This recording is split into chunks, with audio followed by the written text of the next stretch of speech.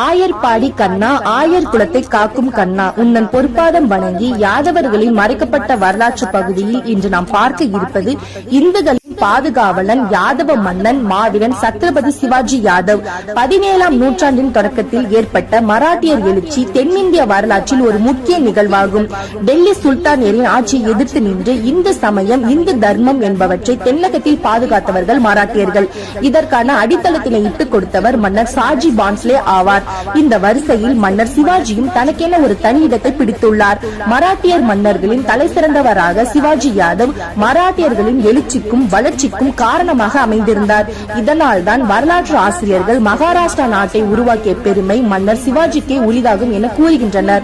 மன்னர் சிவாஜி யாதவ் அரசியல் நடவடிக்கைகளில் மட்டுமின்றி சிறப்பான நிர்வாக கட்டமைப்பினையும் வலுவான படையமைப்பினையும் கொண்டிருந்ததோடு சிறந்த ஆட்சியாளனாகவும் விளங்கினார். சிவாஜி யாதவ் சிவனேர் கோட்டையில் சாஜிக்கும் ஜீஜாபாய் யாதவுக்கும் இரண்டாவது மகனாக 1630ஆம் ஆண்டு பிறந்தார்.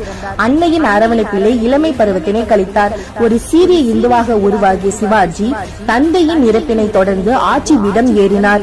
மன்னன் சிவாஜியினுடைய ஆட்சி காலத்தில் மகாராஷ்டிரா அரசு குறிப்பிடத்தக்க வளர்ச்சி நிலையை அடைந்தது. இவர் சமகாலத்தில் ஆங்கிலேயருக்கும் முகலாயருக்கும் சவாலாக விளங்கினார். பொதுவாக மராட்டியர்கள் வீரத்தில் சிறந்தவர்களாக காணப்பட்டனர். பலமிக்க பேரரசாக காணப்பட்ட முகலாயர் மீது அடிக்கடி தாக்குதல்களை நடத்தி அவர்களது ஆட்சியினை பலவீனப்படுத்தினார். சிவாஜியின் ஆட்சி காலத்தில் ஆங்கிலேயர்களின் பரவல் கூடுதலாக காணப்பட்டது. அவர்கள் இந்தியாவினுள் ஆட்சி அதிகாரத்தை பெற்றுக் கொள்வதை விரும்பாத சிவாஜி ஆங்கிலேயர்களின் ஒவ்வொரு நடவடிக்கையும் கண்காணித்து அவர்களுக்கு பெரும் சவாலாக விளங்கினார். நெப்போலியன் ஆட்சிக்கு வந்த காலம் கூட பிரெஞ்சு புரட்சிக்கு பிறகு எழுந்த அரசியல் அதிகார வெற்றிடத்தை உருவாக்கினார் என்பதை நாம் எண்ணி பார்க்கின்றோம்.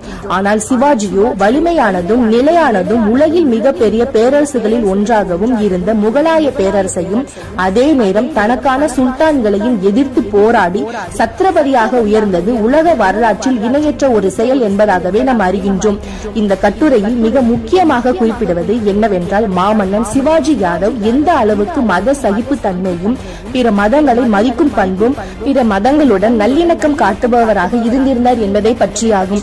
எந்த ஒரு பகுதியையும் சிவாஜி யாதவ் தன் ஆட்சிக்கு கொண்டு வந்தவுடன் அவர் இடும் முதல் கட்டளைகளில் ஒன்று பிற மத வழிபாட்டு தலங்கள் பாதுகாக்கப்பட வேண்டும் என்பதே. பிற மதங்களின் வழிபாட்டு தலங்கள் சேதப்படுத்தியதாகவோ கேவலப்படுத்தியதாகவோ ஒரு சிறு குறிப்பை கூட சிவாஜியின் வாழ்க்கை வரலாற்றில் நம்மால் காண இயலவில்லை. பிற மதத்தவர்களால் தங்களுடைய கோவில்கள் சேதப்படுத்தப்படும் வருத்தத்தை நெஞ்சில் தேக்கி வைத்திருந்த மாவீரர் சிவாஜி யாதவ் அப்படிப்பட்ட கீழ்த்தரமான முரட்டு அடாவடியை நாம் ஒரு நாளும் செய்யக்கூடாது என்று செயல்பட்டது புரிந்து கொள்ளக்கூடியதே. சிவாஜி யாதவ் தன்னுடைய ஆட்சி பரப்பினை விஸ்தரிப்பதற்காக பல போர் நடவடிக்கைகளில் ஈடுபட்டார்.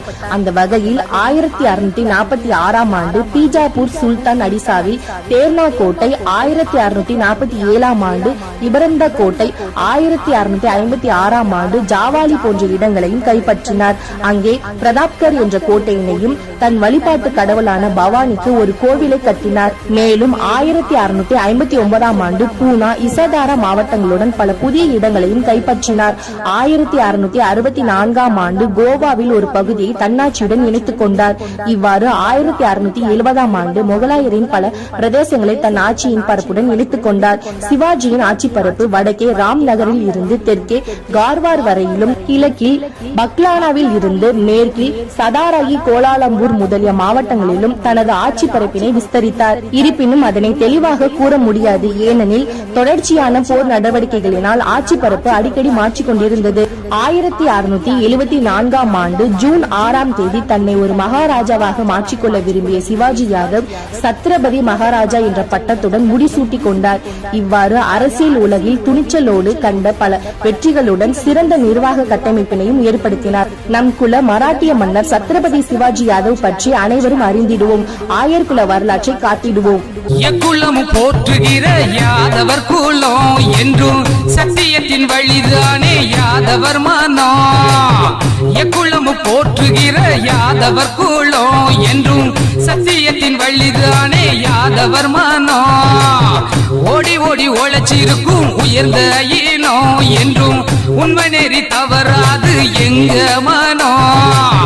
ஓடி ஓடி